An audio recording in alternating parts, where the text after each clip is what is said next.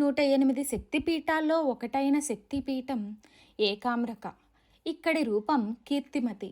ఇది ఆదికాలం నుండే పరమేశ్వరి దేవీ పీఠంగా విలసిల్లింది. సర్వమంగళ మాంగళ్యే శివే సర్వార్థ సాధకే శరణ్యే త్రయంబకే దేవి నారాయణి నమోస్తుతే అనే దుర్గా సప్తశకం శ్లోకం ప్రకారం ధనం, భోగం, కీర్తి ప్రతిష్టలు అన్నీ కలిగించే శివసతికి నమస్కరించాలి అని.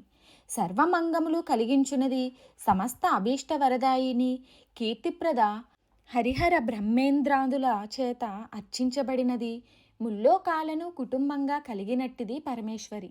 ఇట్టి జగజ్జనిని కొలిచి పాండవులు, శ్రీరామచంద్రుడు తదితరులు తాము తలపెట్టిన మహత్తర కార్యాలలో విజయులై కీర్తివంతులయ్యారు.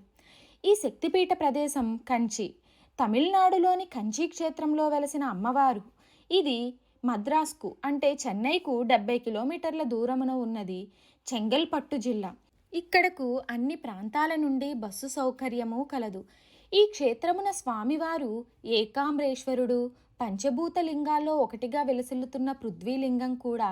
ఈ శైవ క్షేత్రంలో పాండవదూతగా వెళ్ళిన శ్రీకృష్ణునికి సైతం ఆలయం ఉండడం ఒక ప్రత్యేకత. మరిన్ని ఆధ్యాత్మిక విషయాల కోసం మా ఛానల్ను సబ్స్క్రైబ్ చేయండి. వీడియో నచ్చితే లైక్ చేయండి, షేర్ చేయండి, కామెంట్ రూపంలో మీ అభిప్రాయాన్ని తెలియచేయండి.